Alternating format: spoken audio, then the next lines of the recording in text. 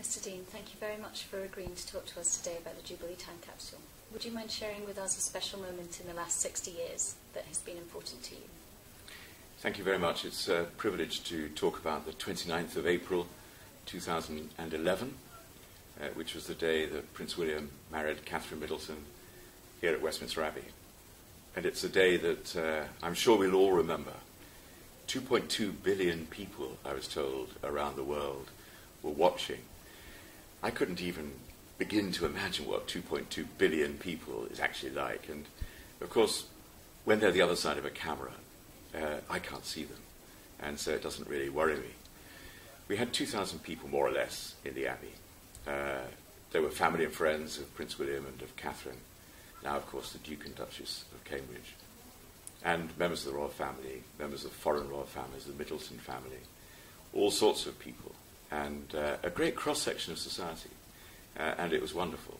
It was one of those occasions that feels both warm, family, intimate, as a marriage should, and also something of amazing international as well as national significance.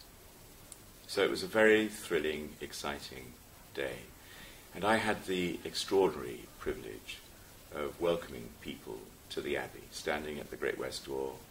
There was a moment when Catherine got out of the car on her father's arm, and she walked towards me. And people have been speculating about the dress. I'd been thinking, what would it all look like? And she was so strikingly beautiful, and the shape of the dress was so, I thought, charming and elegant and classical and sophisticated. I was quite breathtaking, actually, and just smiled as she came towards me. And we had a few moments of conversation before she and her father processed up through the nave of the Abbey. I was leading them.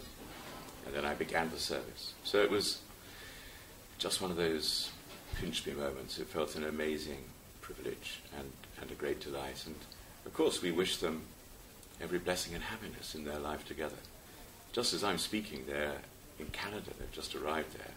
And I'm sure they're going to have a wonderful reception wherever they are, because they are a sign of new life and hope and of God's love, which is, for me, hugely important. And I think what they focused in on was very much that personal relation between them, which is so powerful, in the love of God, asking God's blessing on their married life together. And we were all doing that as we gathered around them.